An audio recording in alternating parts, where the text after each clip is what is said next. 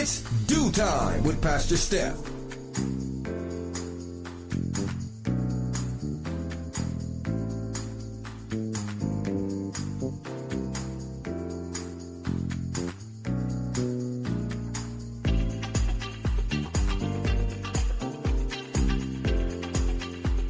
Good morning, good morning, good morning. Rise and shine. You're on with this Dew Time with Pastor Steph. How are you this morning? That's what I like to hear. That's what I like to hear. For this is the day the Lord has made. Let us rejoice and be glad in it. So, where were you last week? Oh, we started off the week shaking the Monday morning blues with the Dew Time crew. And we talked about that fiance who had worked his hardest to get to where he was financially. He worked hard on his job and accrued all of this 401k and set himself up wonderfully. Got engaged only to find out right before this very expensive wedding that his fiance was in debt, $82,000. Ooh, so no problem. Just sign his prenup. She said, absolutely not. So over and over and over again, he asked, and she said, absolutely not. And he's now caught in a dilemma. He wants to know, should he get a prenup or should he cancel this wedding since the prenup is not being honored, the request at least. So you know what? The Dew Time crew weighed in and they said prenup. Well, I say reevaluate the marriage. Yeah, forget about the prenup. The prenup is only for when you are divorcing. I'm not spending my marital life worried about if we should divorce and then what should happen. Listen, pay off some of that debt. Then we can get married. Now, here we are. We are at the cusp of getting married. All this money has been put out for this wedding. We need to ask questions. Yeah, that's the other thing. You need to find out what you need to find out before you start investing in these expensive weddings. How did you invest in such an expensive wedding and you never even asked how much debt are you in? Well, I don't know what some of these conversations have been about, but clearly they have not been about the right thing, because if you got this close to being married and now you decide to get a prenup because you found out that she was almost $100,000 in debt, listen, you might want to cut your losses now. Something to think about. Well, we kind of got into our girlfriend Vivian's socially conscious conversation, and one of the things we talked about was the New Orleans prison break, where 10 inmates, 10 of them, thanks to a maintenance man who shut off the water, helped them escape. And they're trying to figure out, were you really in on this thing, or was it just a dumb decision? Well, listen, last I checked, which was last night, they had caught 3 more, and there are 2 still at loose. Yeah. Yeah, what a mess. What a mess. What a mess. Well, one of the other things we talked about was the attack in the middle school. Yeah, the teacher did not like what the student was potentially going to tell. We never found out what it was going to be, but he didn't like what she was going to talk about and what he was going to tell on her, and got her 18-year-old brother to come up to the school and beat him up. Well, see you later is what happened, and hopefully she'll be seeing us later in a courtroom, because they sent him home with a bunch of lumps, bumps, and bruises. Now, you didn't think, here we go again, you didn't think before you acted. You got your 18-year-old adult brother to beat up a middle school child and you don't think there's going to be some consequences? Oh, absolutely. Because no parent is going to take this sitting down. So I don't know what we should call last week. Last week we should be calling, you should think about these things. Yeah. Prison break, the attack, the should I get married, all kinds of stuff. All kinds of stuff. Listen, I always say, as long as there's news, we will never stop talking. Well, that's how we spent our last week. Well, it is the day after Memorial Day, 2/25. And how did you spend your long weekend? We had a blast, a blast, a blast. The Due Time crew did get a little break. Yes, don't try to give them a little break on the major holidays, and that way they don't have to get up. Yeah, so we missed you, needless to say. We missed you, and we missed you, but we're so happy to be back because it is Let's Talk About It Tuesday, Church Folk Day. Yes, we're back here already. It's the 27th of May, and oh my goodness gracious, the month is almost gone. Yes, we are flying through this year. Well, I want to say again, congratulations to all of those who have graduated. What an exciting time of year. We get to flex our educational achievements and giving God thanks for all that we have been able to accomplish. Yes. So, we're about to get this party started for the week. We will be missing our Stokes. Yes, Pastor Vinny and Pastor Brenda Stokes will not be with us today. It'll just be Pastor KL, Shantice, and myself. So I hope you got something to talk about because we sure do as well. We're going to do something a little different today. But hey, that's what it's all about, right? All right, so go ahead and get that healthy breakfast. Go ahead and tell somebody that it's Due Time where Pastor Steph is on. And whatever you do, don't go anywhere because we will be right back.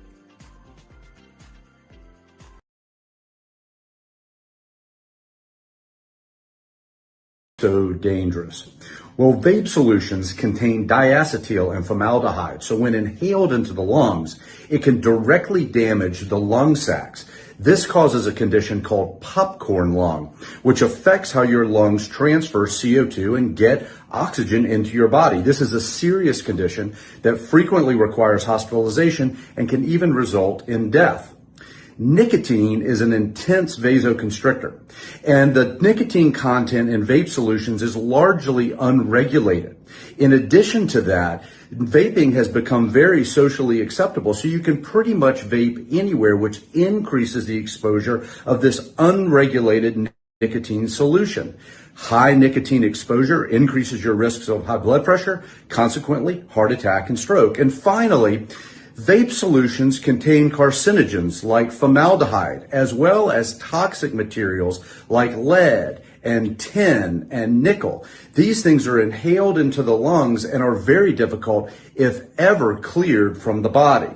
Now look, your body, your rules, but we are just starting to understand both the short-term and the long-term effects of vaping.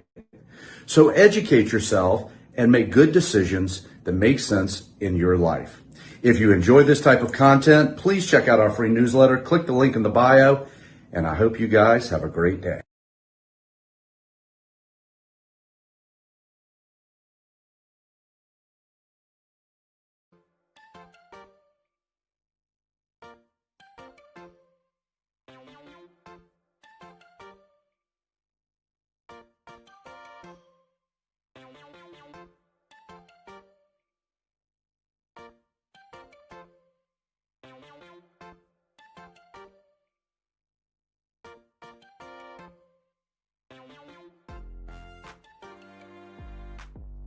Good morning, and good morning again.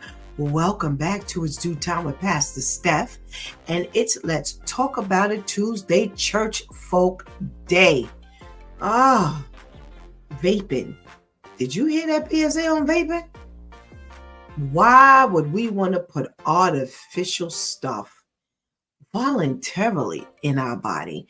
Do you hear the damage? Do you hear the damage that it does to your body? Trust me when I tell you, you don't want to go through that, because if we're putting all that toxic stuff in our body, you don't think we're going to pay for that later? Oh, we surely shall. We surely shall. Well, it's time to say good morning to everybody who's on with us. And I'm looking at some eyes, but I'm not seeing the hellos. And if you want me to know that you're in the room and you want me to say hello, I gotta hear from you. You gotta let me know that you're in the room. So let me say good morning to our girl, Ketty. Hey, Ketty. Thank you so much for joining us this morning. And we got a check-in from our girl, Tamika. Hey, Tamika. Thank you so much for joining us. I hope you ladies had a wonderful extended weekend. And we got a check-in from our boy, Serge. Hey, Serge, good morning. How are you? Thank you so much for joining us. Hope you had a wonderful extended weekend as well. And we got to say good morning to the ladies who hold it down and make sure we get our YouTube live and our Facebook live. Let's say good morning to our girl Shantice. Hey, Shantice. Look forward to chatting with you in a minute. And good morning to Anika. Hey, Anika. Thank you so much for joining us. Thank you so much for joining us. Well, you know what we do on Tuesday morning. We get some arbitrary list and we get to talking. And I love when you all chime in. So make sure you join the conversation. Well, they say that these people are sharing the adult problems that they were totally unprepared for. And I only looked at like the first one, so I don't know what's on this list, but I have a daughter who she has to do her own health insurance now, and she was like, Ma, she said, again, we just did it last year. She said, I still don't want to be an adult. It's just so many responsibilities. Yeah. That's what happens when you become an adult. Everybody be so happy when they grown. Yes, well, think again. It ain't all that great sometimes. Well, they say, how much effort goes into eating? First, you have to think about what you want to eat. Then you need to buy what you want to eat. Then you need to cook it. And then you have to do the dishes and put them away. And it's the same procedure for basically every single meal you will ever eat. Yes.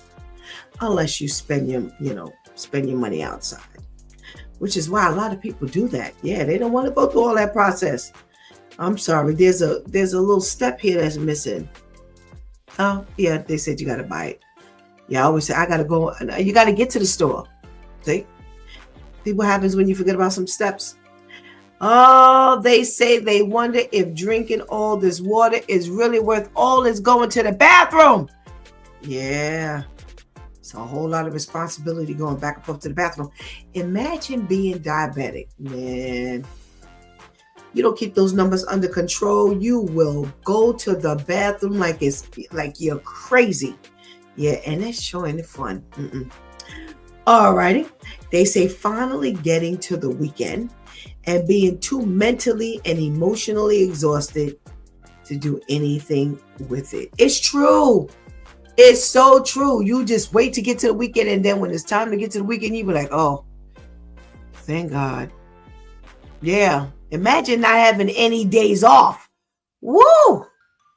That is mentally exhausting. What else are they talking about? They say the sheer amount of life admin that's needed, setting up your new phone plan, getting insurance, planning and booking appointments, doing your taxes. It feels like it's a full-time job sometimes. It is. Listen, if you want to be about anything and if you want to get in, it's going to cost you some time. And that is more expensive than money sometimes. Yeah. They say trash cans are way too expensive. You are a plastic box that holds my waist. Why are you $50? Yeah, and that's the lighter side. Yeah, I've seen some garbage cans more than that. And I'm like, oh, absolutely not. Somebody says loneliness. Yeah. Oh, someone else says it's become nearly impossible to hang out with friends because of busy schedules. Remember when you could just hang out? Yeah, it was nothing. It was just nothing to hang out. And now it'll cost you some time. See, told you, time, and more time. Always grappling with the question, how long should I save this empty box? They get on me all the time because I always feel like, what I feel like we're going to need this box. I'm going to need this box. We're going to need this box. Yeah. Isn't that a dilemma? Life moves pretty fast. You're old before you know it. Yo, I was just talking to my daughter about this. And I was like, girl, time has flown by. I'm almost 60. Oh my God. Now you know, you're grateful. But it's like, dag, if I could just turn back the hands of time. When I learned how common hemorrhoids are. Wow. Oh my goodness gracious. Sleep problems. Why does my arm hurt? I slept on it wrong. Why am I so tired? I didn't get enough sleep. Why am I so tired? I slept too much. Why am I choking on acid reflux in the middle of the night? Yo, sleeping. Can you imagine sleeping is a problem? My thing is there's never enough hours in the day. Yeah, you go to sleep. Even when I get like 6 hours, it's like not enough sleep. Having to care for elderly parents. Yeah, it's something that you think about it, but the time does come. The time does come if you're blessed. Somebody said laundry. Man, there are people who straight hate laundry. I'm like, listen, it's part of life. How do you hate it? Don't you want your clothes clean? Oh my goodness gracious, it ain't that bad. You just never get to it. That's the problem. Making time for laundry is a real adult thing. Yeah. What else? Insurance. There is so much insurance. Let's see what Tamika says. She says the body doesn't react the same way. You recognize that you are officially older when your mind tells you to do one thing, but your body says, nah. Absolutely. Like my body right now is killing me all of a sudden now. I'm so uncomfortable. Oh my goodness gracious. Wow. Good morning, Vivian. How are you? Thank you so much for joining us. Wow. What else do they have on this list? You will sometimes have to take a day off work to deal with some random critical thing that broke, like your water heater or your car. It will cost you a lot of time and money just to get it back to basic functionality. Yeah. That's what I say. Adulthood. Always dealing with, the unexpected. Yeah, that costs you money. And you have like $5 in the bank, and then when you look, you got $2 in the bank, and when you look, you got 50 cents in the bank. That part of adulthood, I am so not enjoying. Yeah, but giving God thanks for the provision. Having to choose to be a bigger person all the time is exhausting. Now that there takes a lot of work. I'm with you. I can't see a thing. Your vision. Try that one. Buying groceries alone involves countless micro tasks.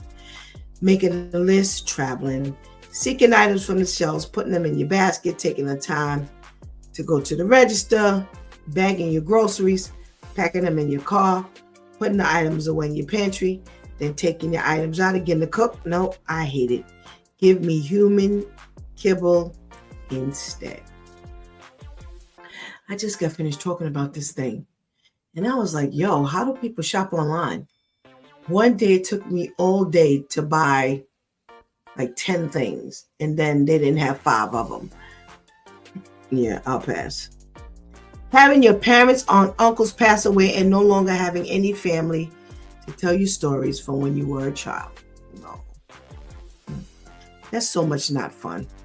You feel things rot. No, how fast things rot. When I started living by myself, I wasted so much food, fruits, vegetables, eggs, cheese, milk, and bread. Listen, my thing is watching the things spoil and watching your money go down the tube. That there is so mad. Makes you so mad. Oh my goodness. How much other people's bad decisions actually can and do affect your life. Hallelujah. Yes. Yes. If you have children, anybody close to you, yeah. Their decisions sometimes fall in your lap. Yeah, you can't always separate the two. Curtains and rugs are way too expensive. Wow. Is that your biggest dilemma as an adult? Your energy bill price changes without warning every year. Sometimes it's up, sometimes it's down, but most of the time it's way up. Yes, yes, and yes. Oh. How easy it is to suffer from body pain. Yes.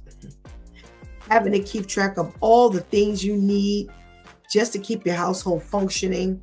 You can never get used to all the expense. It's true. Running your own house is quite expensive. All the childhood trauma you believed you healed from in your 20s comes back with a vengeance in your 30s. And there's that crippling depression that comes with understanding how modern society is. Wow. At some point in your life, you'll find yourself in a new situation you've never experienced before, and you'll realize that you're the oldest person in the room, and thus the oldest adult. Everyone will be looking to guidance. Wow. Listen, just make sure you can live up to that. That's the part that's a killer, is when people have dilemmas and you ain't got no answers. That there, now that's an adjustment. Alrighty. Well, what are we talking about in the news today? Alrighty. Let's see. Wow.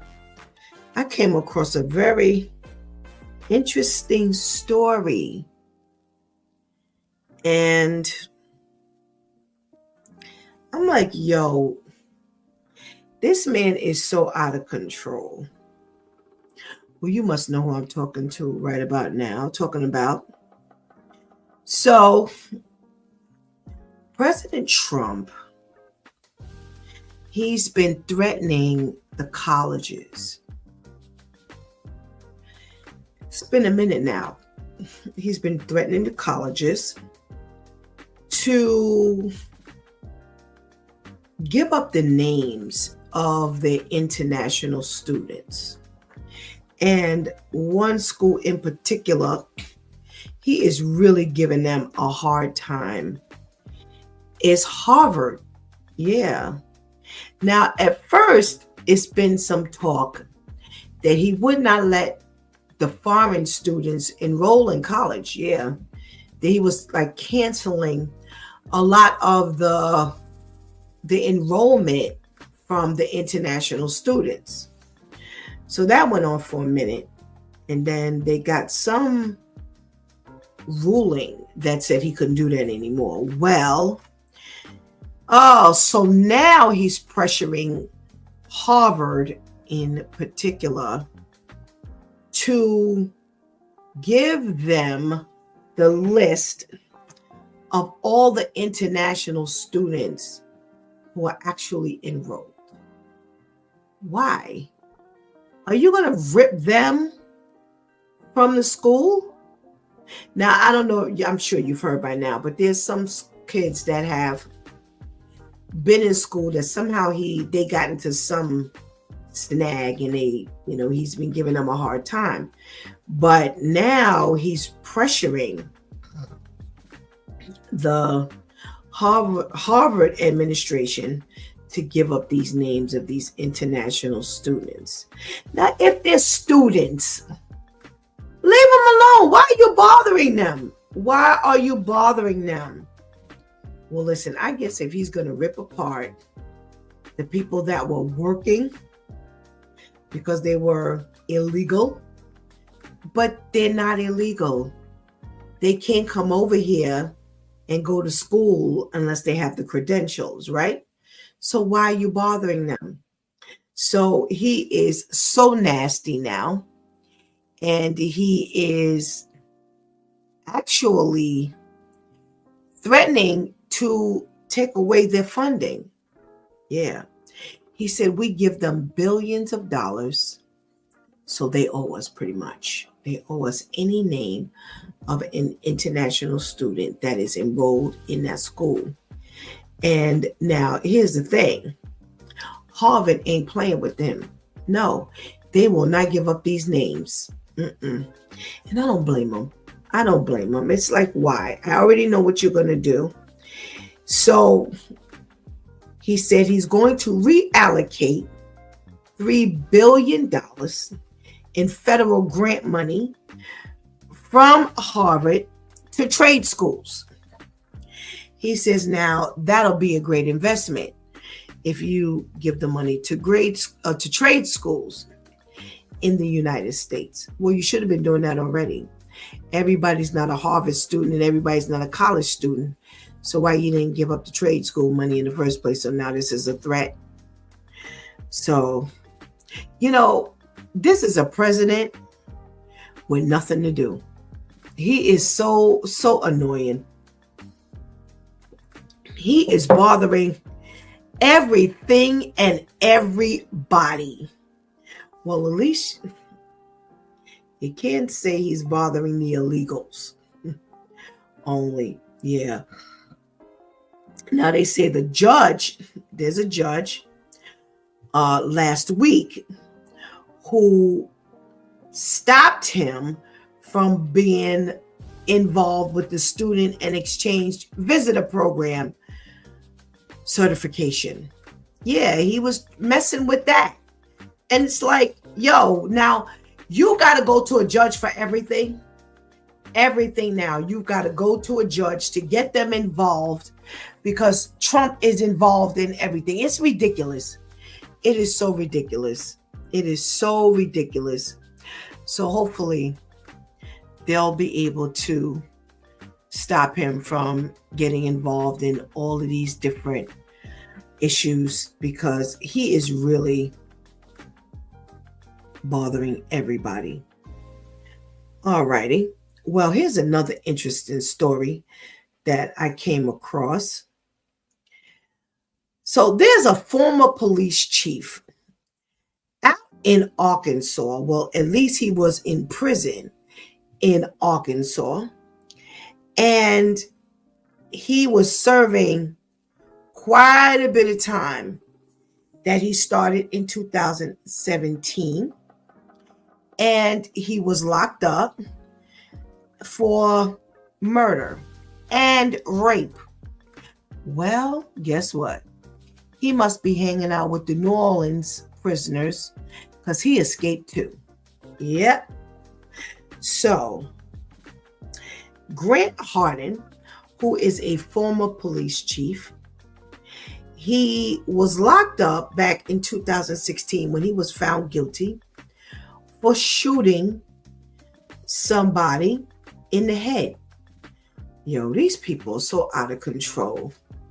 So what he did was, while in prison, he got a hold of some law enforcement uniform or outfit, and he managed to escape.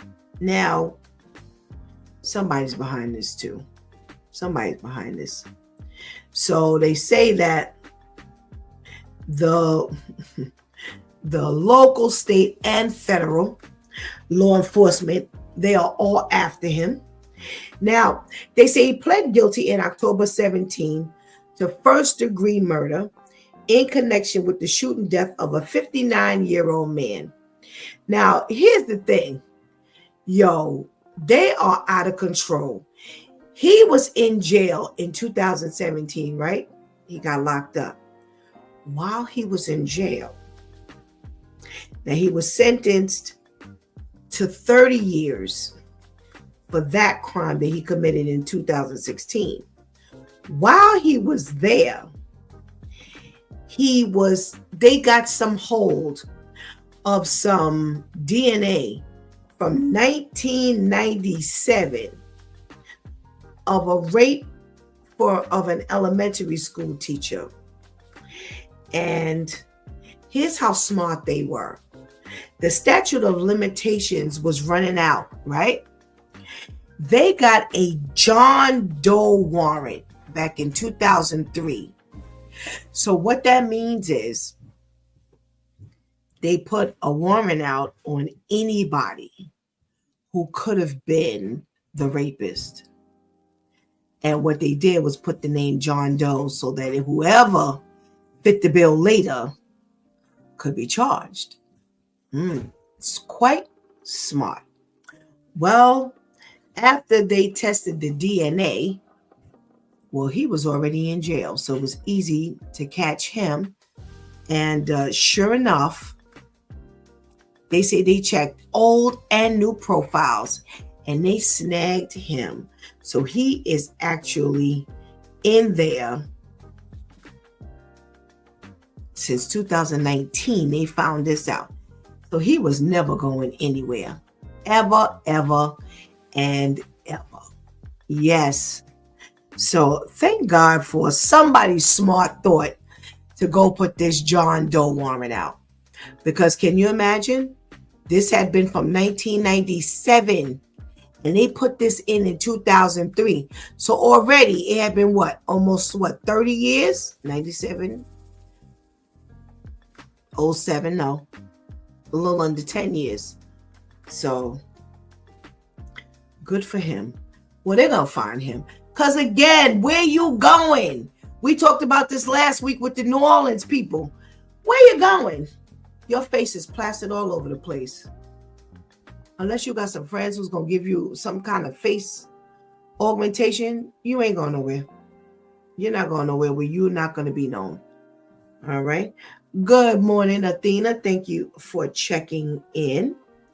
And yes, we will definitely hold on to God's strength because that's all we got.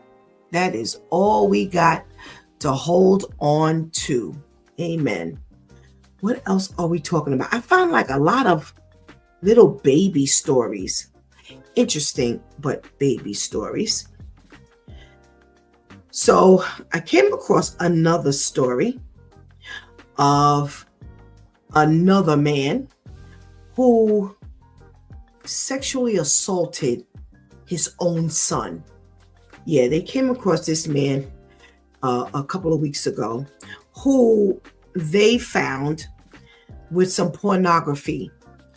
And come to find out, he sexually assaulted his son, who's under the age of 10, who he admitted to doing this.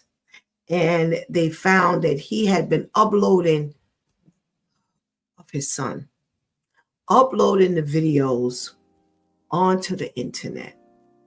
And he's been charged with aggravated sexual assault of a child and possession of child pornography. He's been detained. They say that he won't be going nowhere no time soon. Well, thank God for that. I don't understand. It's bad enough when you are assaulting anybody, but when you get to the point where you assault your own children, this is just crazy. This is just crazy. I don't understand people. I don't understand people at all. Let's see. A couple of additional short stories. We're talking about a young girl, 7 years old, who they found walking the streets. She was on the highway of Suffolk County here in New York. And her parents passed out in the car drunk. At 10:45 a.m. they found her. So that means that 37-year-old Victor and 35-year-old Enel Senior were unconscious, intoxicated at 10 something in the morning. The little girl got out of the car. Thank God. She's walking on the highway at 10 something in the morning. And they are being charged with driving while intoxicated, endangering the welfare of a child, and Leandria's law, which I don't know what that law is, but both of you intoxicated on the highway. Oh my goodness. What other little crazy story do I have this morning? Or is it time to talk to my girl Shantice while we wait for Pastor KL to join us this morning? Let's see. Let's get to talking, Shantice. Good morning. Good morning. How are you, Pastor Steph? I am so miserable in this chair, girl. My body is killing me all of a sudden, but I'm okay. Thank you. Amen. I'm okay. I'm gonna try to get it done. Oh my goodness gracious. How are you? I'm fine, thank you. I feel like I'm still on Memorial Day rest time. Now your body is like, you said, you gotta keep pumping. But I think your news stories kind of had like, whoa, sent that shock of a bit of adrenaline. Like, wait, what's happening here? I don't know. These people are losing it. Let's talk about Trump. Getting in the way of these people who are going to school. Now, Harvard graduates, Harvard attendees are being harassed now because he wants, in his deportation quest, he wants the names of all of the international students for Harvard. Now, you must be trying to deport them because why else would you want their names? Right. You wouldn't need their names. Why are we bothering them? Why are we bothering them? I don't know. They're not illegal. That, and as you said, in order to enroll in an Ivy League school, I mean, in any school, but now you're talking specifically about an Ivy League school. You don't think they had their ducks in a row when it came to admission? How difficult it is for scholars to be accepted into said Ivy League school? All of the work you had to put in and do to now have this type of headache? Not you're on academic probation. Not your scholarship is at risk. Not, oh, your financial aid fell through, so you have to pay for this out of pocket, but I don't know how I'm going to pay for it because, now I got to worry about working 18 jobs while in school to ensure I can pay for school. But this, all because, and you said it perfectly, Pastor Steph, and I've said it from the beginning of his first term. Why is it that you, who are president, meaning you are supposed to be running the world, you got time to tweet, you got time to be petty, you got time. I just came across something the other day where he's trying to get at Beyonce and some country singer because of something that they were singing, and he felt like they weren't respecting him through the music. What? Wow. You're supposed to be ruling how many states? Wow. Why is there time? You shouldn't even have time to create a playlist, let alone to be caring about what they're going to sing it. You know, it's really sad that this is what I would have to even contend with while trying to further my education. Here, I'm thinking I can celebrate but still stay focused. I can't because I got Petty Betty over here. Like, come on. Absolutely. Oh, this is crazy. This is crazy. Serge says if the Harvard students are South African, he's going to leave them alone. If they could get so lucky. The white South Africans. Gotta be specific. Yeah. Not just South Africans. White South Africans. Yeah, this is, you know, it's really sad again that, you know, all the other presidents, they are dealing with things that are crucial. Right. All of the things that we got going on out here now. You know, I was talking about these tariffs the other day. Now, because of him, the tariffs are existing. So who's he to care about what we're paying? But I was online shopping and everything that I was ordering was one amount while it was itemized. But when I actually went in to order it, it automatically increased by $1 or $2. And it's because of all of the tariffs now that you've got, you know, all of these expenses. And this is what we're contending with. Right. All of these different problems. You hear what we talk about in the news every day. You've got all these prison breaks now. You've got these parents that are so negligent with their children. We're going to be talking about the parent who is they found, you know, sexually assaulting the child.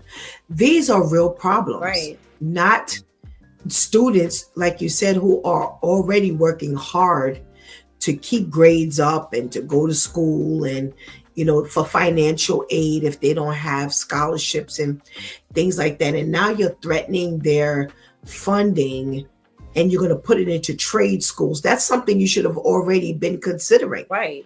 Putting it into trade schools because everybody is not a college, you know, student. They're not college material. They're not interested in going to college. So that's something that if you got money to put there, then you should have been and put it there already. And now you got to worry about going to school and your educational institution hiding you. That's what you got to worry about. It's ridiculous. Extremely. You know, it's fun. Let's go back a little bit. There's a and this is kind of walking all over that. You know, we started off with the list of people who were talking about now that they're an adult, they really are faced with some things that they're not so happy with facing.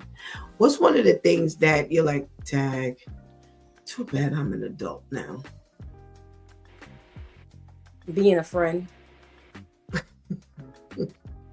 Because see, when you're a kid, everybody's your friend. The bully's your friend. Freddy Krueger's your friend. Everybody's your friend. When you become an adult and realize what a friend really is, when you become an adult and realize all the people you didn't spend 99.9% of your life calling a friend isn't a friend, and how you're not a friend, when you base it on Jesus's definition of a friend, you go back to Jesus like, I don't want to be nobody's friend. Let's just take this word friend, write it down, burn it, no one ever use it again. Because it just has a whole different we're not talking about like how a few weeks ago God was talking to us about creating our own, you know, definitions necessarily. Because again, we have to tell our children today, they come home crying from school. What's wrong with you? Nicholas pushed me down the stairs. I broke my toe. I sprained my ankle. Well, who's Nicholas? My friend, huh? No. You know, but everybody's your friend. You know, so it really just adulthood life really opens your mind up to the real definitions of like how you're supposed to be selfless and be there for people. And it's okay to have boundaries. It's okay to have standards and morals and expect people to show up for you. And it's okay to cut people off when they show they don't want to do that for you, but yet they're willing to take from you but not give. You know, it's a whole lot that just comes along with that. So that's one of the things that it's like, I just wish sometimes I can go back to everybody being a friend. You know, again, it goes along with adulthood, you know, this schooling thing, you know, where, you know, they're in there, you know, they've gotten to be adults now. And these are the new things. Friends. Imagine having your friends in college and your roommates and, you know, things like this. And now instead of you all just kind of getting in there and focusing on, you know, just enjoying life and enjoying your college years and things like that, now you're threatened with being separated suddenly. Right. Because you have this person who's after you for literally no reason. No reason. So, like, I just no reason. Go to class, do my work, hope I can afford lunch and dinner today. You know, why are you not addressing things like that? How many college students cannot afford to eat? Like, come on. How about you taking the money you claim you don't have, the money America claims we do not have, and make some type of meal programs for these college students, whether they're struggling or not. You know, of course, maybe target the ones that you see on paper, you know, struggle a little more than others, but really have it geared to every single college student. Because we were standing outside on 8th Avenue last night with a young girl. This girl couldn't have been no older than maybe 18 years old, with her baby collecting coins. She's opening and closing the 7-Eleven door. If you looked at her, she didn't look like she needed money. She was dressed okay. Her baby looked okay. She had an iPhone, but obviously she needed money.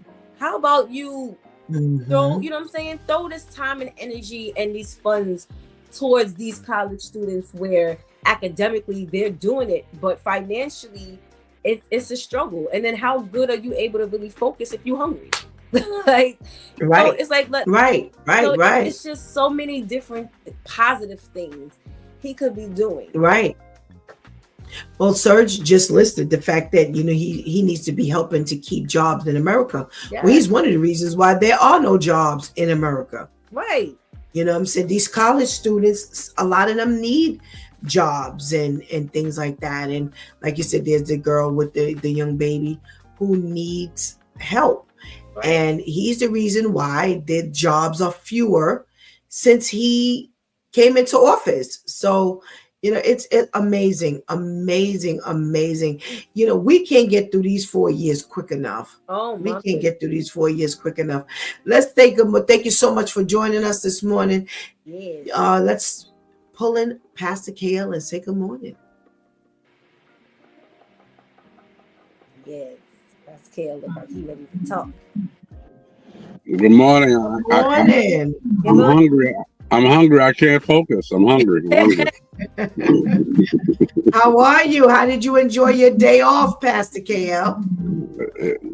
A day off for you was a sales day for me. I was at work. Oh, okay. Did you at least get a hot dog off the grill? Oh, no. I don't do grill food. I don't do that type of stuff. Oh, that's right. I forgot you said that. Yeah, I'm real bougie. And you don't know what you're missing. We're talking about a couple of things here. Well, one of the things we're talking about is Trump now harassing and threatening the Harvard administration that if they don't turn over the names of their international students, he's going to take away a lot of their funding. He's going to reallocate part of their $3 billion to trade schools. That's the threat. Because he wants the names, he wants this list of all of their international students. What are you harassing these people for? Should the school hold on to those names or should they turn them over? I mean, it's a catch-22. You know what I mean? If you turn them over, the students are messed up. If you don't turn them over, the school is messed up, which messes up the other students. You know, I think you and I spoke, and I told you that Trump came here to Alabama, and he was the keynote speaker in the biggest university down here. Oh. And they had picket signs because there was a gentleman who was from, I guess, another country, and he couldn't graduate. They had to send him home. It was his graduation week. His week to graduate. He had did all he was supposed to do. He got all his credits, and they got him out of there. Wow. Wow. You know, this is just a horrific period that this country is enduring.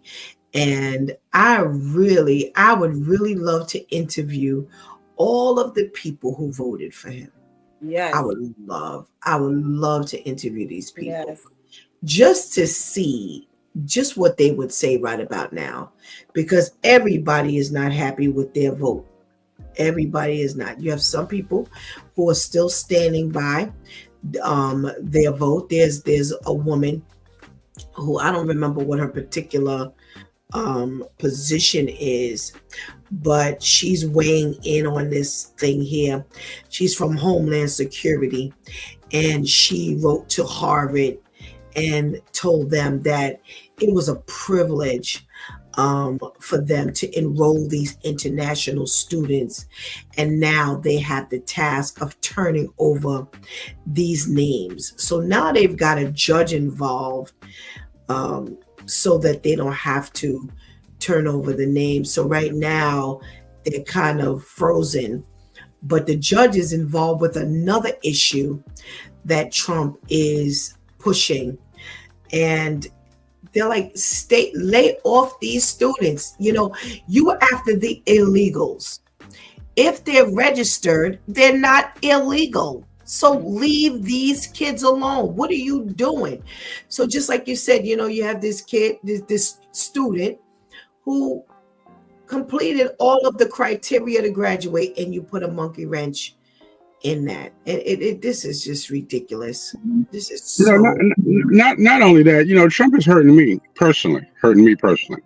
Everybody know that I'm the Temu king. Temu, but the best place in life. I'm a Temu king. You know, I get my spiritual shirts there for $3.50, but now they want to charge me $2.99 for a $3.50 shirt. I'm not doing that. That's 2 shirts.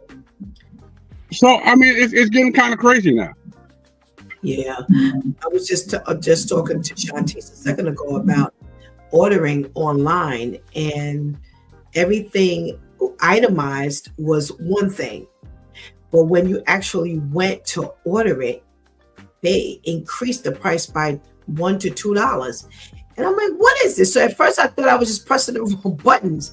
And then after I was like, no, this is what's happening here. Everything. And this is all because, like you talk about, these tariffs and all of these things, and it's affecting everybody. It's affecting everything. So I don't know. We're gonna have a long 4 years ahead of us. We just gonna have to buckle up and get ready. You know, we went over a list this morning, Pastor KL, about, you know, the people were responding to the question, now that you're an adult, what's the one thing that is really just hitting you like, dang, I gotta really deal with this as an adult? What's the one thing that's hit you as an adult that you now have to face? It's like, man, I sure wish I was a kid again. Well, one thing I became disappointed because I thought that when I got my own, there would be that money tree in the backyard. You know, we always thought that money grew on trees. You know, and I wasn't privy to the same tree my mother had. So now I got to pay bills for real. You know, paying bills is something serious. You know, when you watch mama do it and daddy do it and they say they don't have no extra money, you think they lying because you see the money in their hand. You don't know that's the money for bills. You know, surely you can give me a bag of chips. Surely you can give me this basketball. You got all this money. Bills are not that much. But man, power bills is $400. Water bills is $100. You know what I mean? We didn't even pay rent or mortgage yet.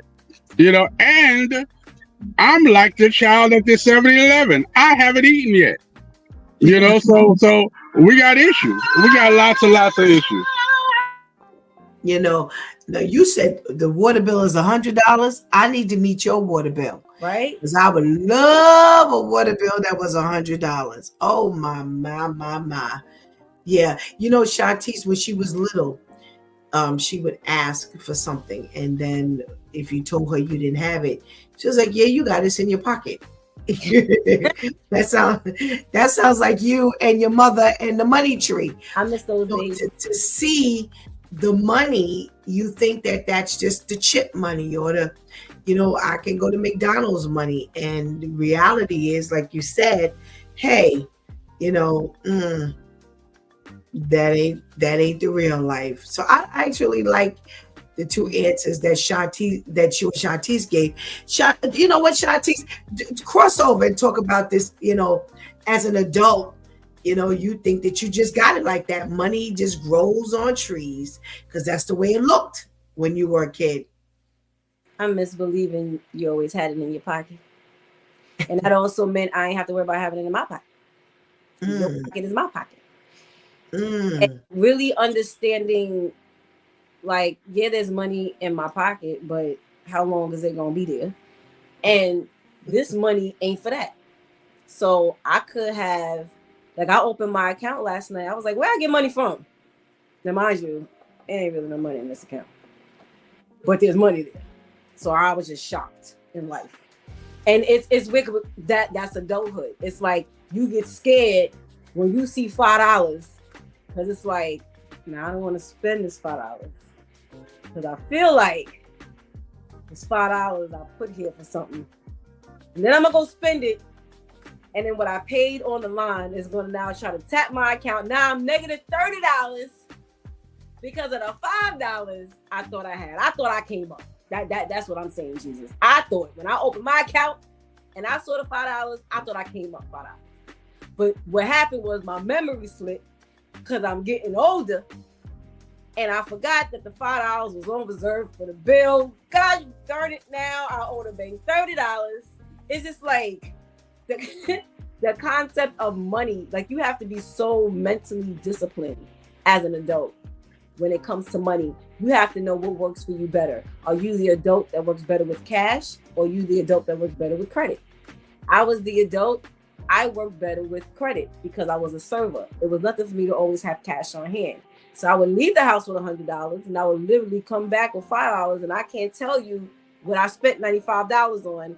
But if I had to swipe my card, then at least I could account for whenever I purchased something. So you really have to pay attention and be real with yourself as an adult when it comes to money, or you will really be the adult who lives off of ramen noodles and with the cut up in it. And yeah, it's really bad. It's for real. Pastor KL, Shantice talked about being a friend. As an adult, that friendship thing ain't what it used to be when you were a kid. What say you about adult friendship? Yeah, it's overrated. That adult friendship is definitely overrated.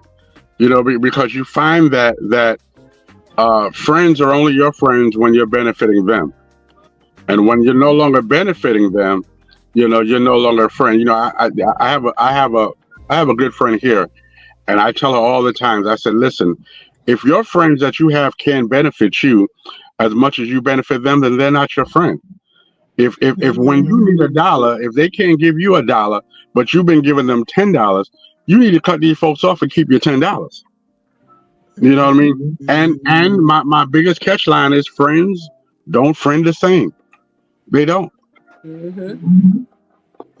Absolutely. My mother used to always say, you ain't got no blankety blank friends. And it's something that you learn. Like Shantice said, when you're a kid, everybody's your friend. Even the people that beat you up, even the people that push you down. My friend.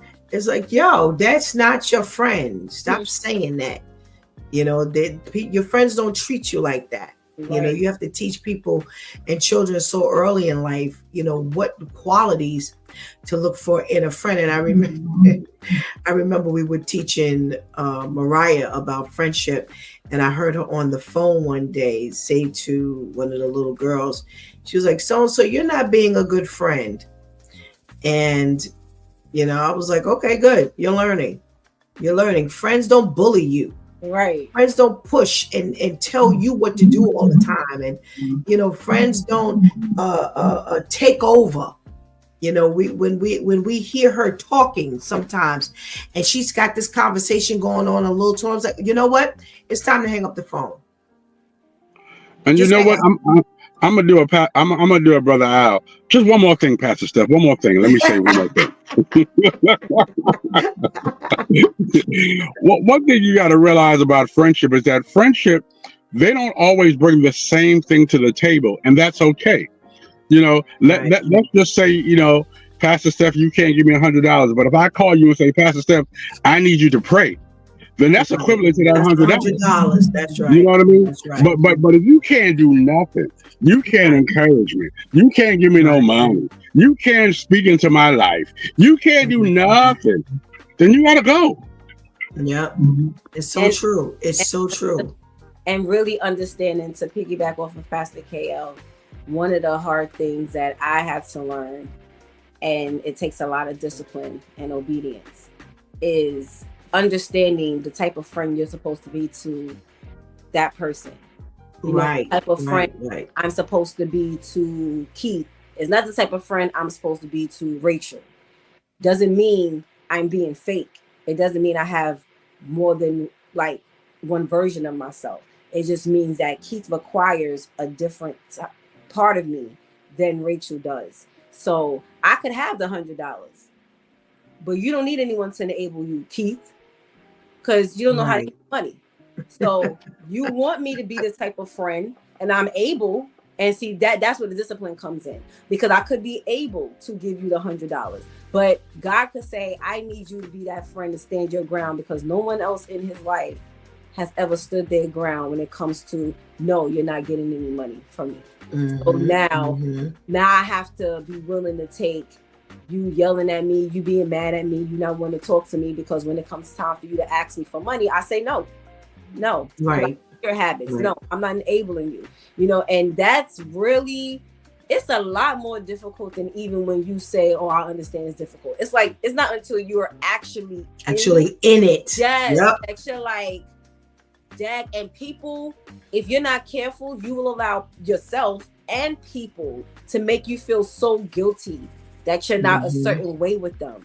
And then it's not until God has to come and tap, like, excuse me, ma'am, I didn't tell you to be a friend to run the streets with them. No, you're not the friend. So club hopping, or even clean things, like always go to the movies with them. Always, I sent you to be the friend that assists with bringing them back to me. Now, how you doing that if the main things y'all do is run the streets?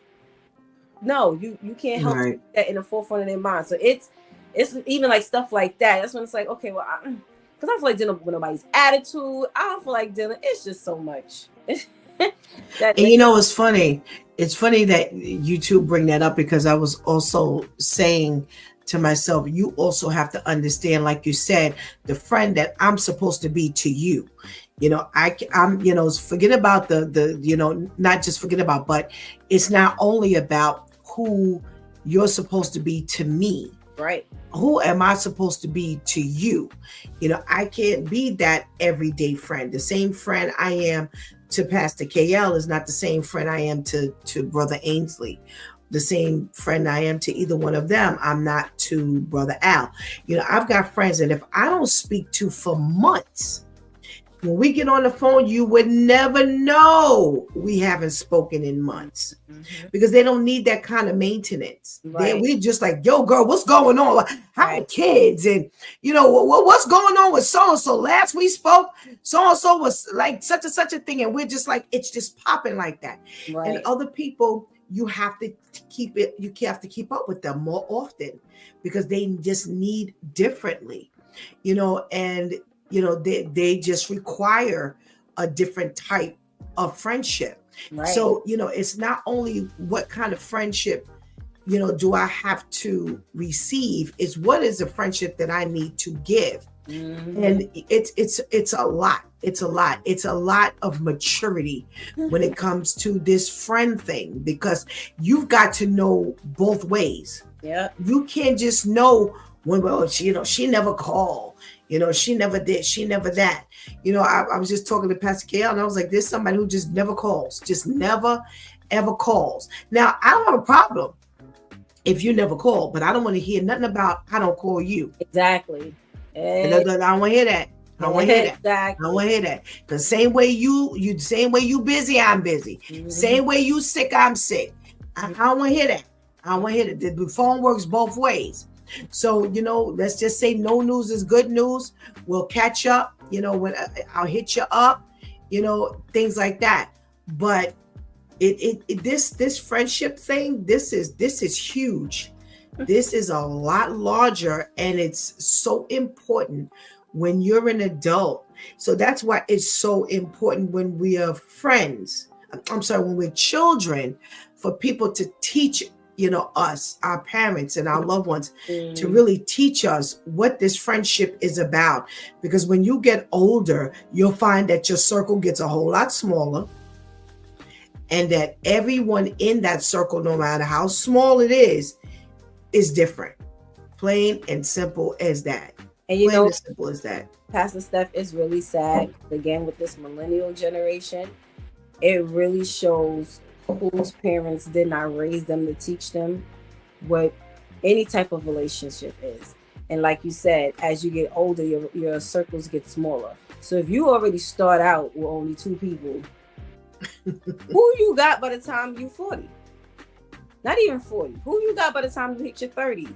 Because a lot of times 20s is that real turbulent year. Right, where you're learning. Right. So 20s, and your 20s, sometimes you're picking up and dropping. Or off and on with, the ones that says hate-love relationship you have with people who you're really supposed to be with around forever and ever, amen. And in your 30s, it could be either you're learning from everything in your 20s, which is how my 30s went. You're learning from all the stupidity you did in your 20s, and you're still making a lot of mistakes in your 30s because you're still learning from so much and trying to figure some things out, but yet you still got your day ones. And then sometimes learning that your day ones really weren't your day ones. So it's just like, it really shows how people were raised. And it's really sad to say a lot of the times, but it's like, I'm really seeing how there's just so much emphasis on when parents drop the ball versus, was I able to look at my parents and see them with healthy friendships? How did they interact with people? How many, as Pastor Kale always says, everybody ain't your uncle. How many uncles did my mother have around me? How many women did my father parade around me? Did they, have people to where now I'm friends with their children, because they made sure they stayed connected. So naturally, me and their kids always stayed connected, but it just really goes to show, like, wow, like, and it makes it hard on other millennials, because it's like, now we gotta help to undo a lot of what our parents helped to mess up.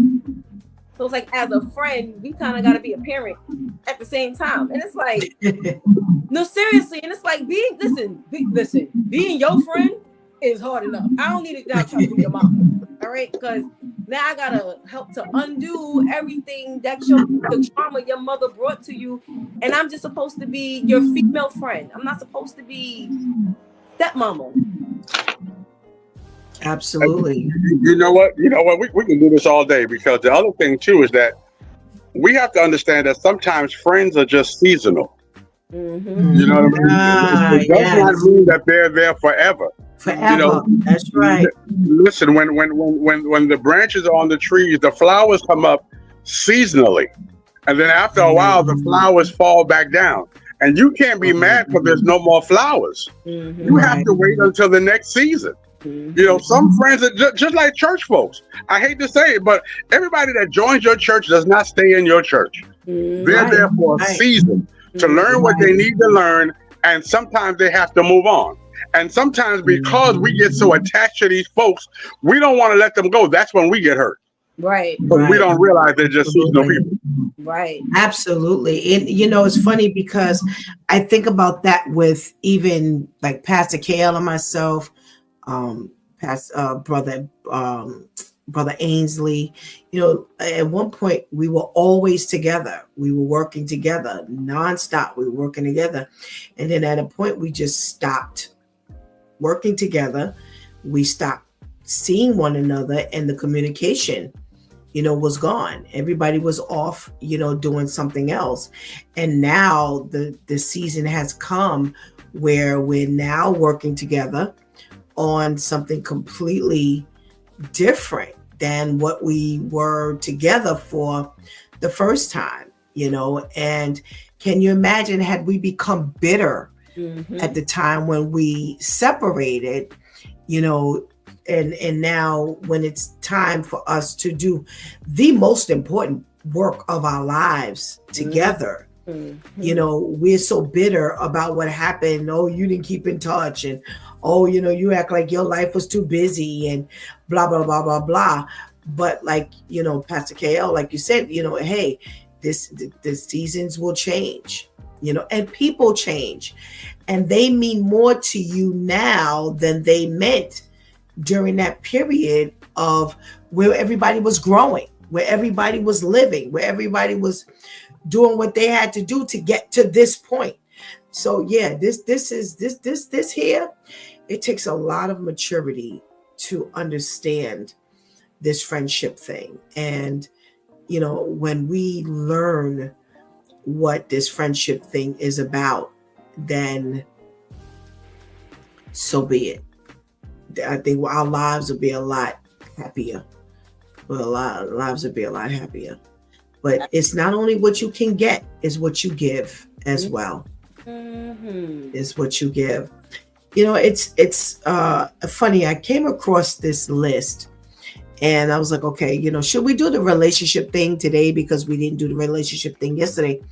And I came across this thing and this list where it says these things used to be a given, and now they feel so unattainable, that you've gotten to a certain point in your life.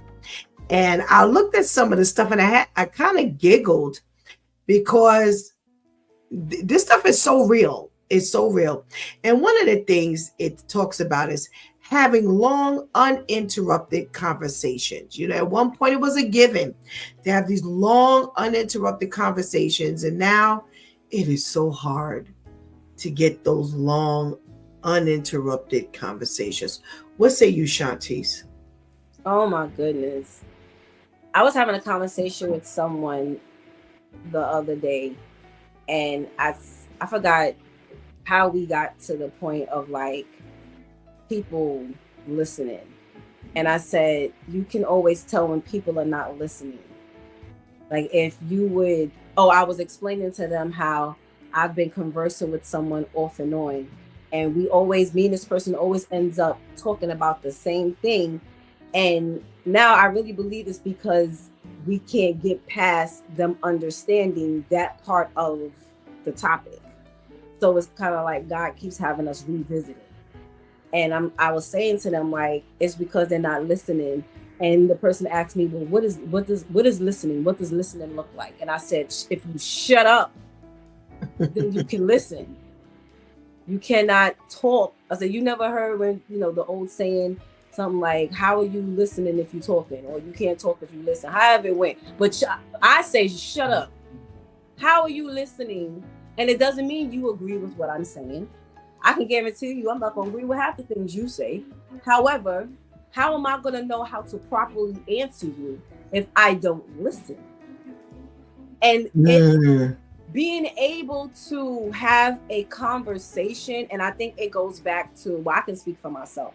This is one of the ways I would allow myself to get caught up with people that I had no business being caught up with, whether it was friendship-wise, romantically, whatever. Because when you finally found someone you were able to like have a 3-minute conversation with, and they would actually listen, I would get so open, like, oh my gosh, wait, I was able to finish the sentence with the period on the end.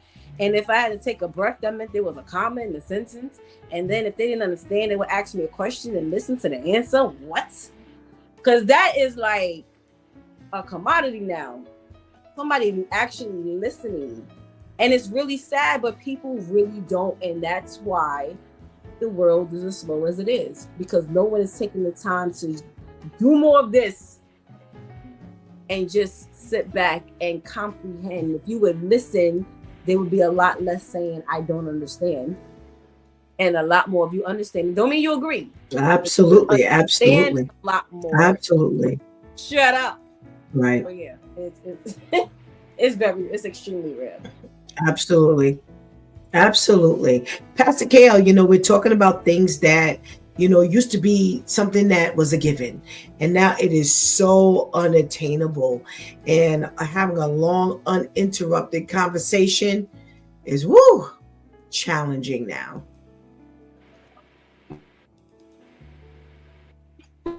Shantice made a case in point, but I also think in adulthood, the dynamics are different. When you're a teenager or when you're a young adult, there's no distractions. You ever get on the phone with someone and you got children and your children didn't know you was in the house all day, but as soon as you got can't hear you. What happened? Did we lose you it? Interrupt. He's about to get to the good part. Wait, what happened? Can't hear you. Can you hear me now? Yes. Yes. Okay. Yeah. So when you have children, all of a sudden they got to go to the bathroom. I'm hungry. I need a snack. I need all this stuff, and then it takes your mind off of what you was talking about, and then you got to come back and say, well, what was I saying? It's a distraction, and that's just the enemy. The enemy is a distraction a lot of times. How many times we, as Christians now or new Christians, really want to get into our Bible? Then all of a sudden the phone rings, and all of a sudden we fall asleep. There's different dynamics on what's going on these days. Again, when you're in your 20s, man, we used to stay on the phone thinking that we rapping to a girl at 3 o'clock in the morning. You hang up the phone. No, you hang up the phone. You didn't hang up the phone yet? What's going on? And then all of a sudden, you sleeping. I'm going to get the phone now because you sleep. No, I'm not sleeping. I'm listening to you. The whole bunch of stuff. Now, you know when we sleeping. We ain't coming back. Right. We done. Or we say, girl, let me hang up because I'm going to sleep. Right. It's past my bedtime. Yes, absolutely. Or how about they're talking and you don't hear them anymore? Right. Then you know they sleep. You ain't got to ask if somebody's sleeping. They are knocked out. Yes. Absolutely. Well, how about if you got somebody like Pastor Steph who snores? And then all of a sudden, all the answers are snoring back at you. You don't know whether she's snoring or she's going, No, she's snoring. So you hang up and then she call you right back. What happened? You was snoring. You happened. Oh my goodness gracious. Y'all leave me alone. I'm getting old. Okay. We're talking about things to be like just nothing to have, and now it is so unattainable. Trusting without deep skepticism. Oh boy. Shantice. I just experienced something with someone. It's sad. It's like very few things I trust that people say, even down to the small. Like, I went to the store, they ain't have no barbecue chips. Right. Right. I bet. Yeah, no, they ain't have them. I bet if I send so-and-so in there, they'll come right out with a bag of barbecue chips. Because people are so shisty now. The goal is like, I'm going to wake up and I must figure out who I can get over on. Or you know what? This person seems like they know how to read. So if I can get over on them, I done made it in life. So I'm gonna now say what I need to say and do what I need to do and wear this representative long enough before, until I can get what I want. And then after a while, when it wears off because I don't care because I didn't got what I wanted to get. It's like it's very little. It's to the point where sometimes I question what I say to myself. Like, okay, you just taking this thing to a whole other, because it's just so like it really has me looking at the word intentions a lot deeper. Like, what are your intentions for speaking to me? What are your intentions on what you just said? Are you offering lies, which I feel like are like one of the dumbest things to do? Or are you waiting for me to ask you something and then you lie? But it's like, it's people, again, and especially in this generation, it's just like, I'm gonna see who I can get over on. So what does that mean? That means I have to lie a lot. I can't tell the truth, because if I show how deficient I am in almost every area of my life, in your mind is who's really gonna want me. And what a lot of us don't understand is God is sending people out for the ones who are deficient. But yeah, you're trying to hide your deficiency. The more you try to hide it, the more it's showing. But now it's turning people off more than they should be sympathetic and empathetic. It's just crazy. But yeah, that it was a given to just, even if you weren't the gullible or naive type, but you would take people's word. Now it's down to almost any and everything for me. I just question, like, oh yeah, I got paid today, right? Because you got a job. Okay. Yeah, it's just like everything now, Pastor Steph. It's like I don't, and it's sad. Wow. How are we supposed to properly disciple and minister for Jesus if our God is always up like that? If I always feel like you trying to play me. Okay. All righty. Pastor KL, trusting without deep skepticism. Yeah, I mean, again, going back to what I said before, life is lifing. When you were a child, you had no reason to believe that someone would lie to you. Then all of a sudden we grew up and we dealt with life and we got hurt and we got disappointed. We stayed in situations far too long because we thought that it would work out. Now anybody that approaches me, you look like my ex. You sound like my ex. What I mean? My ex would have said that. And the sad thing about it is that, we when we get to this level, we ask God, send me the one. And we still don't believe they're the one. We still question God, we question the person, we question the Pope, we question everybody, because it looks like what I've been through. It sounds like what I've been through, because now even good stories, doesn't mean that there's a happy ending. How many times the movie starts off good and then you're like, wow, really? That's what happened? You know what I mean? So even sometimes the script switches the script on you, because you always think, this is the person that's going to die. He never dies. There's always somebody else that dies. And you never thought they were going to die. Absolutely. Absolutely. Vivian says, or having someone respect your presence and time and not take a phone call, answer a text, or go on their phone while you're talking to them. Absolutely. That's the quickest. Absolutely. It's like, did you just? Okay. Okay. Yeah, it's like, wow. Okay. Absolutely. Making plans without needing a backup plan. Shanties.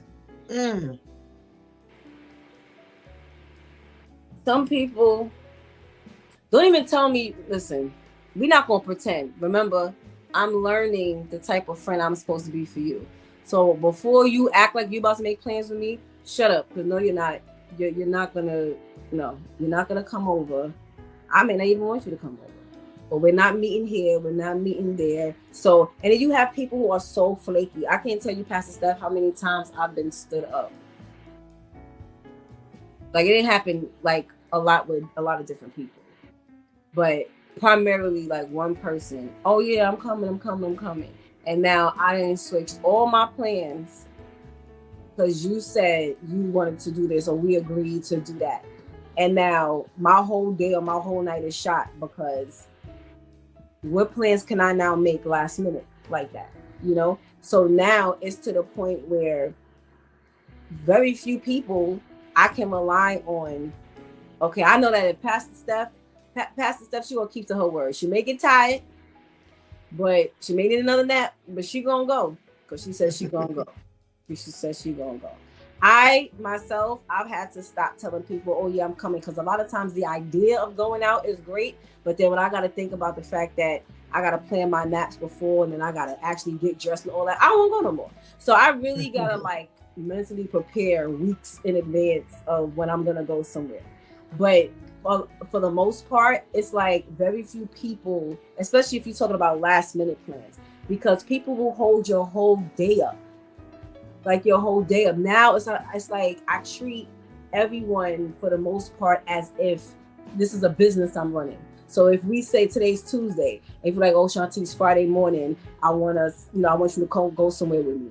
Thursday morning, I'm calling you like, yo, what's good? We still on for tomorrow morning? Because the second I hear a little plans off. Because guess what? Because there are times when now I'm pumped up to go. But now you done messed around, and now I'm sitting in the house. But now I don't want to sit in the house because now mentally my adrenaline and everything is pumping. I want to get out the house. I don't run the streets the way I used to. So long go the days of me being able to just pick up and hit up a bar or a lounge or a club or anything like that real quick, or go to happy hour at a restaurant real quick, because that's not my lifestyle anymore. So now I'm really sitting here mad because I'm like, which one of my church friends can I call at the last minute to go do what? You can't go. They done closed all the movie theaters down. You know, it's just like, it just messes you all up. So now once upon a time, you were able to rely on people's words. Now you got to have a backup, even if your backup is, I'm going to stay home with me. All right. Pastor Kale, making plans without needing a backup plan. More too. Well, in my former life, I used to have a backup plan to have another woman. So in case you didn't show up, I had another woman in the wings that was ready to go. Unfortunately, one of the women was going to be disappointed, because if Shantice wanted to go, I'm sorry, Steph. You know, but if Shantice ain't show up, Steph, you was good to go. But now I'm one of those people who, if Shantice call and say, hey, we're going out next week, today I might want to go out next week. Today. But I get to a point where I work with the people. When I get off of work dealing with the people, if Shantice says I want to go to a club, or I want to go to a speakeasy, anywhere there's people, I may not want to go. You know what I mean? Shantice might say, hey, they're having a revival. Well, how long he preaching? Is he long-winded? You know, these are the kind of things I need to know. If he's one of those who got 4 or 5 different closes, nah, we can't go to that church. Not today. I'm just not there. Okay. Feeling financially secure with a steady job. At one point, that was a given. Now it's like, I don't know. Wait, someone else being financially secure with no, not you. No, it just says feeling financially secure with a steady job. Oh yeah, because now be a thing. Now you don't know. Yeah, because now it's not just now being pushed. It's been pushed for a minute now. But what I'm starting to hear again is you need more than one income. You need more than one income, especially if you're living in New York. You need more than one income, which now pushes everyone back to the grind now, sleep later, or grind now, sleep never mentality. And it was funny because me and Teresa was talking about that yesterday. Like, okay, so you're dealing with someone, you're trying to have a relationship with someone, but yet they always working. And a lot of times now people claim they always working, and you like, but where? Because I don't see no fruits of this labor, bro. Like, where? I don't see you with no money. You ain't got no car. Your clothes ain't on point. What jobs you working? And see, it's not like back when y'all were younger, you know, it's like y'all had even when you didn't have a decent job, you had a decent job for the most part. Now I really got to question what's the definition of job to you, because you having the TV tray out with the different flavors of weed, bro, is not a job. I'm so sorry to tell you, that is not a job. Okay, you going and selling your music on 42nd, that is not a job. I'm so sorry to tell you, bro, but that is not a job. But to some people, that's work, because they're pushing what they want to do. And now it's no mystery why I'm not seeing any fruits of this labor. Why we can never schedule a time. Why you always so flaky? Why I need a plan B? Because you got to go hold somebody package real quick. What kind of job is this, sir? Like, what? Yeah, it's. So once upon a time, you know, the workforce and the world was a lot more affordable. And as a lot of millennials are saying now, why did they wait until we became the adults? And now everything being expensive to where you actually need 3 or 4 jobs just to buy a bag of chips and pay rent. But you're gonna have to figure out how to make it work. But yeah, that's something that's just like work and stability. That's really hard to obtain now. No. Pastor Gail, feeling financially secure with a job. Well, so my question is, 3-card Molly is not a job? You know what I'm talking about? So, you know, they make a lot of money a day. They rip some folks off now. I'm just saying, 3-card Molly, don't hate the game now. Now, but seriously, you gotta have a job. You gotta have some type. Listen, I can't go nowhere with anyone in my former life or in my life now, you know, without money in my pocket. Now, though I may know your pain, I still need to know that I have money just in case that plan kind of folds. But these guys these days, boy, they gonna live with you because you got Section 8. They gonna spend all your money. They gonna drive your car while you at work. You know, they gonna do all this stuff. That is their security.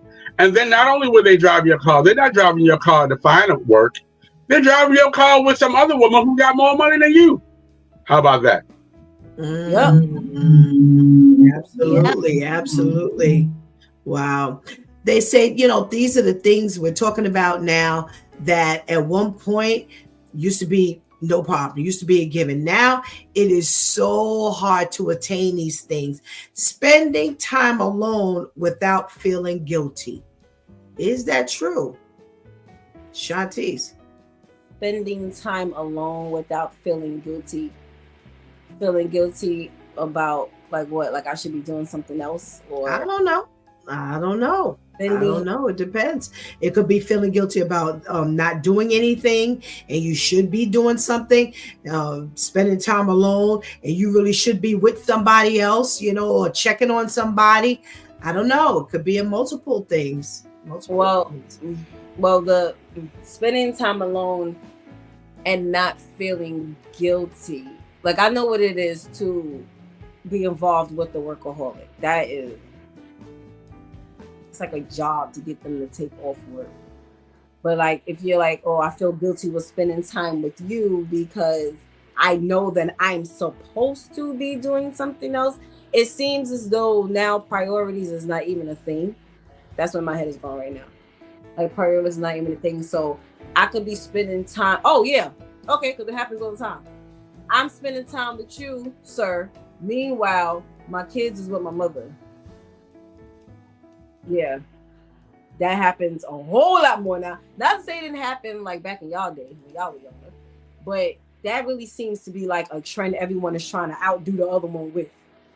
It's like, wait.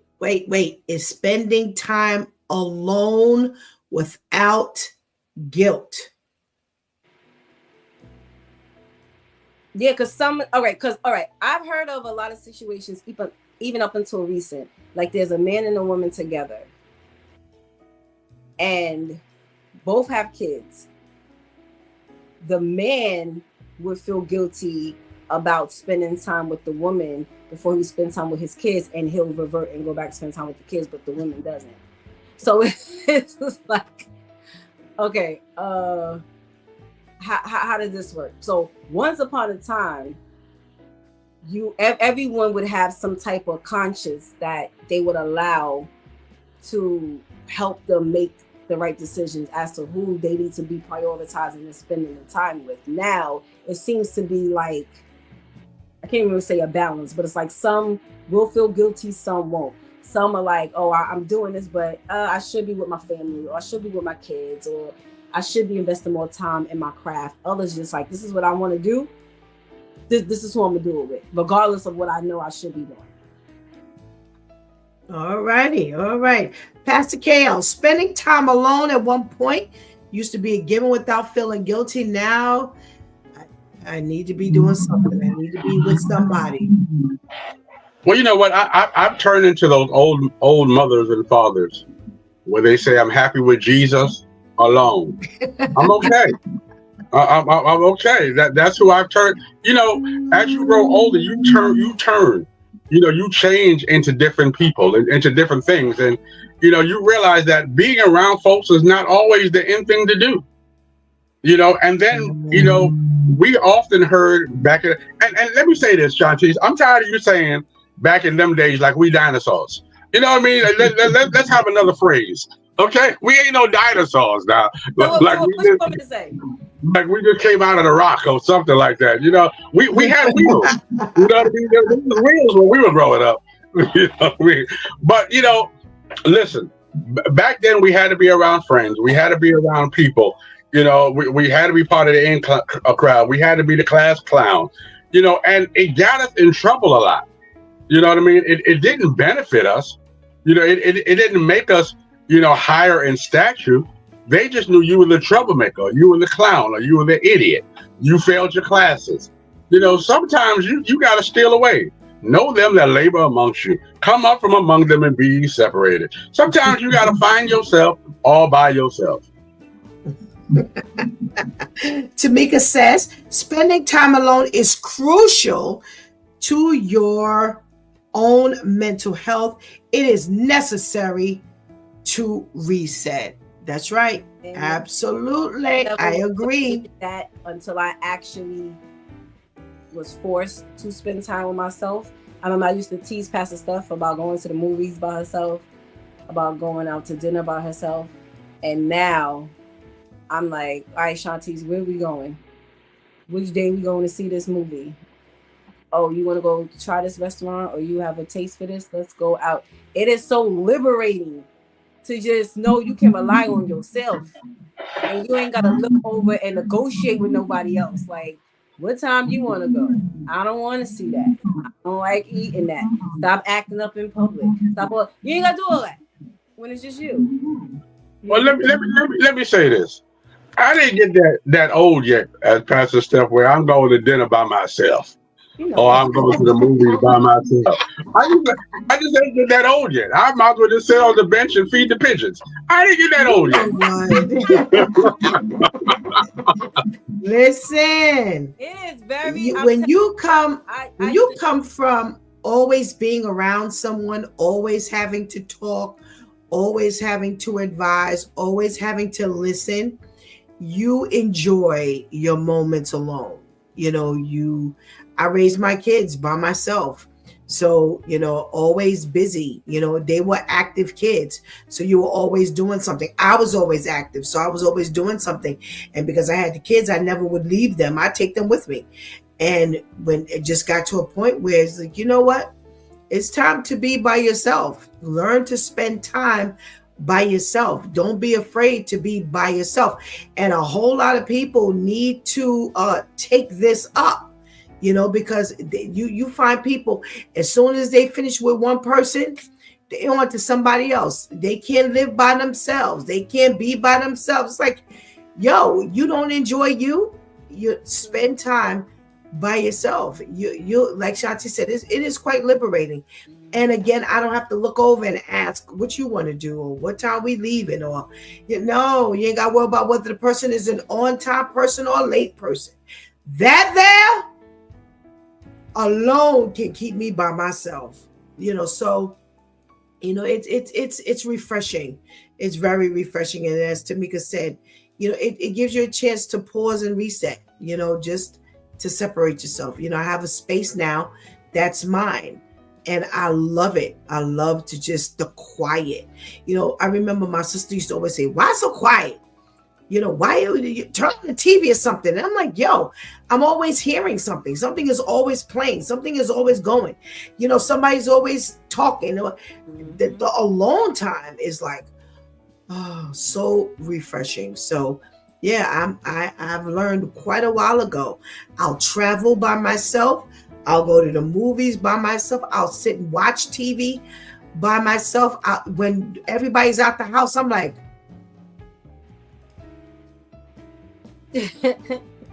yes. Yeah, everybody's gone. Nobody's upstairs. Nobody's downstairs. I'm just here by myself. And for the most part, forever since I've been living in this house, even with the house full of people, the house is quiet. But there's just something about that alone that really makes the difference. We got one more quick one. Believing the future will be better. We're trying to wrap this up right now, Shantice. Believing the future will be better is something that was a given at one point, but now it feels so unattainable for maybe you, maybe for someone else. What are we talking about? How do we wrap this up? Again, as a child, you for the most part, you have a future that you're looking forward to. And then you become an adult and you realize, okay, wait, when I think back to a child, I am the future and I suck. This sucks. What is going on here? And it's not until you grab a hold of Jesus that despite your circumstances, you see that there is always a future. As long as God continues to wake you up that morning, you have something to push forward for, to look forward to, something to work towards. So though this is actually one of those things where you are in control of that. I mean, you're in control of a lot of what was mentioned, but you're really in control of that. Not necessarily always in control of the circumstances, but you're in control of your outlook. You're in control, especially now with Jesus extending himself more and more to everyone to show, I don't want to just wake you up in the morning. I want to wake you up so that you can actually enjoy today. Now it's up to you as to whether you're going to enjoy today or whether you're going to make today miserable. So once upon a time, you had hopes for the future, and you can, but the choice is yours. All right. Nice wrap up. Pastor KL, believing the future will be better. At one point, we thought it was a definite. Now things are not so easy. Well, I mean, you have to, first of all, you have to find the Lord, and you have to understand that his word is true. Weeping may endure for a night, but joy cometh in the morning. The night means season, that sometimes you got to go through for a season, and you got to understand the plan of God. You should reap if you faint not. Meaning that you can't quit. No matter what it looks like, no matter what it feels like, you can't quit. Because he has an expected end for you. He's already given you promises that's going to come in your direction if you just choose to walk a certain way. The steps of a good man is ordered by God. Continue to allow him to order your steps, and everything will be all right. Amen. Amen. Wonderful wrap up. Thank you, my Dude Time crew, for always coming through big time. Thank you for your contribution into today's conversation, and we pray you have a blessed day. Thank you. You too. Have a good day, everyone. Thank you. You too. Righty. Those were some goodies, and I'm so glad that I was led to talk about these things that we considered at one point just a given, and that's life. As you are a child and you begin to grow up and you begin to live, your thought is, these things are a given. Pastor KL talked about it, when he said, when I looked at my parent, or my parents, they always had, they were always doing, they were always spending. So therefore my thought was, it was a given that they always got money and you will always have money. That's life. And that's the way we tend to think about life, that as we see it as a child, that we will see these things as adults. I always say people have a knack for looking at others and thinking, Oh, that looks easy. Oh, they could do it. I'm smarter than so and so. Or if I could do this, I can definitely do what so and so's doing. Or if I've done this, I can definitely do that. It's a given that we believe that we can just do some stuff. It's a given that we believe that things will just happen.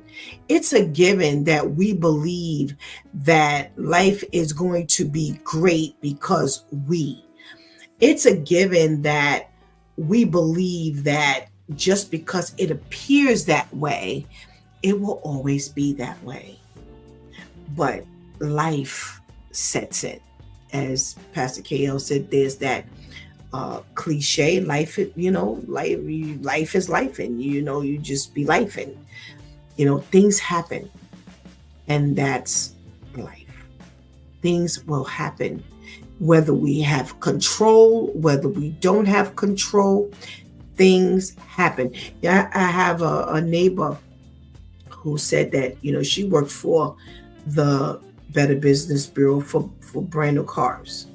And she said, Stephanie, you'd be surprised at how often there are complaints about the brand new cars. It's a given that we buy a brand new car, we buy a brand new house, we get in there, and everything is going to be gravy because it's brand new.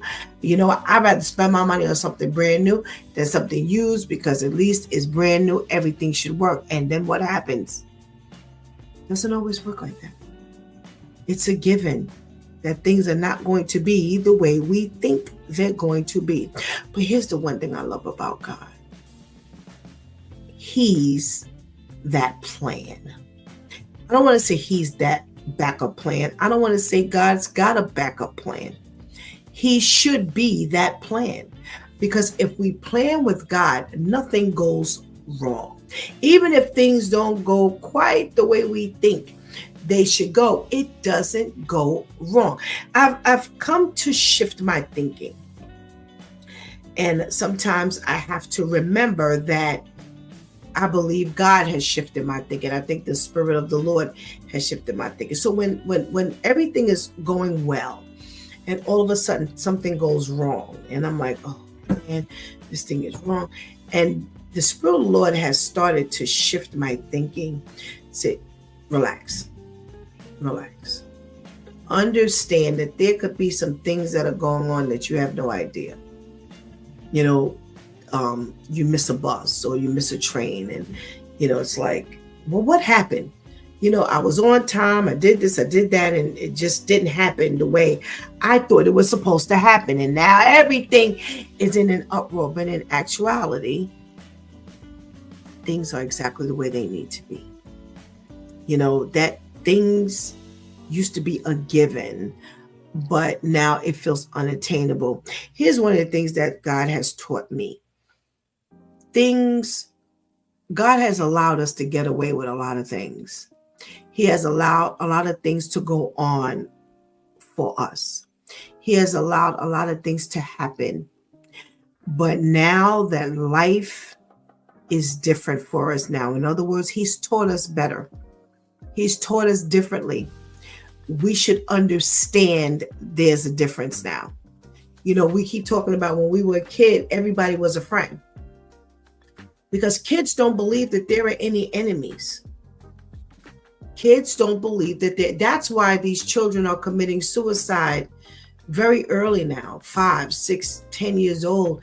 They're committing suicide when they're bullied, because in their head, life shouldn't be like this. This is the worst thing in the world that should happen.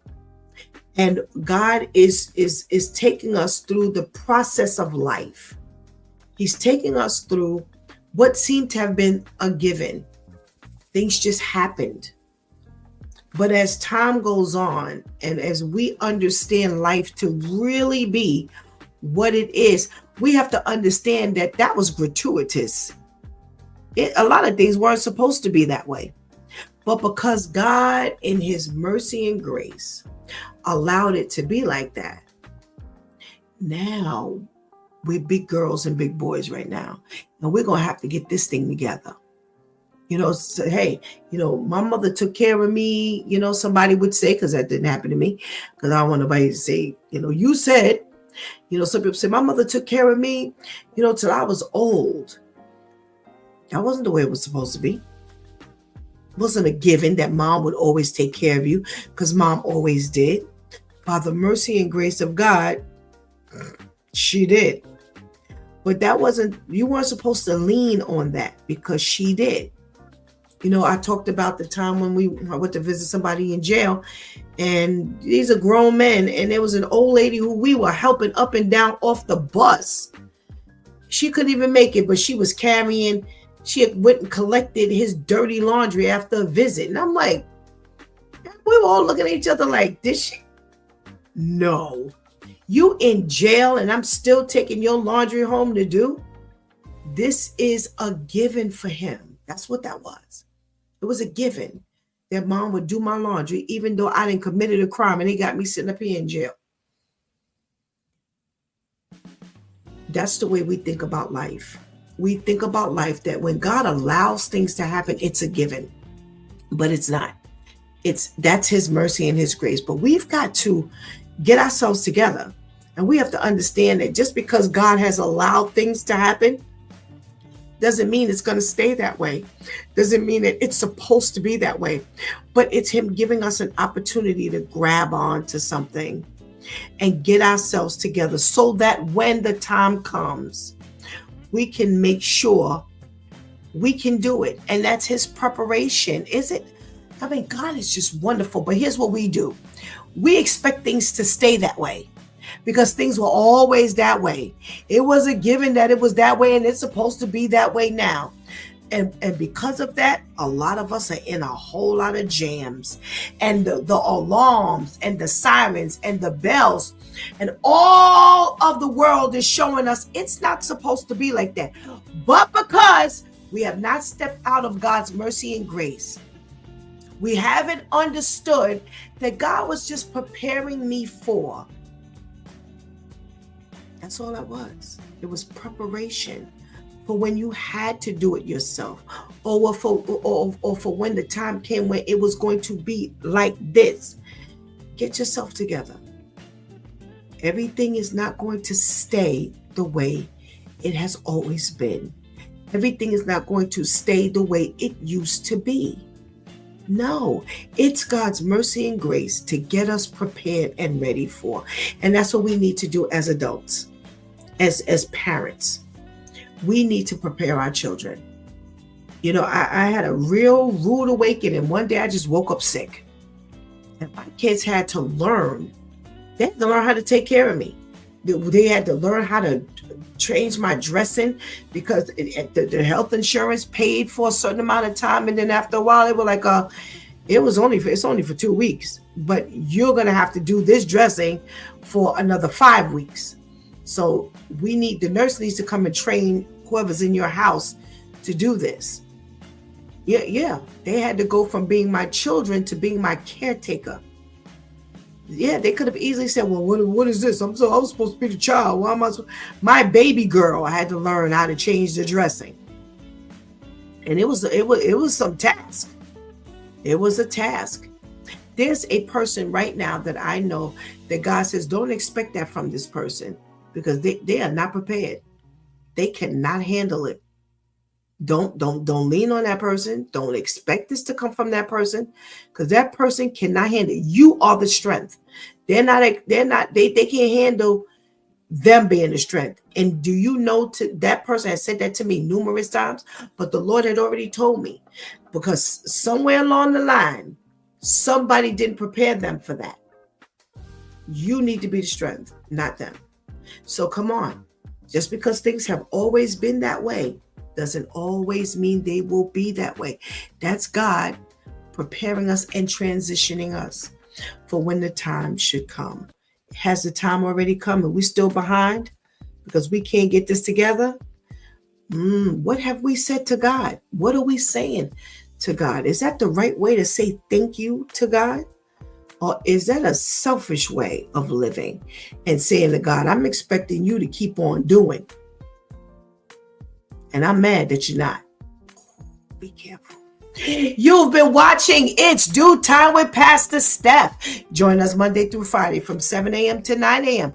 where we discuss matters of the heart, mind, and spirit. As you go through your day, be sure to set your mind on things that are above, not on things that are on the earth. They will only serve as a distraction. Remember, prayer changes things. It's Pastor Steph signing off, and I want to thank my Due Time crew for always coming through big time. Thank you for hanging out with us today and helping us keep that conversation going. Please do not miss this opportunity to give Christ your life right now. You see how crucial it is. Please do not miss this opportunity to strengthen that relationship with the Lord right now. You see how crucial it is. Because later is not promised to any of us. Until tomorrow, God spares, where it's Wow Wednesday. Until then, go Knicks! We got to win that game tonight. Until tomorrow, God spares, I love you.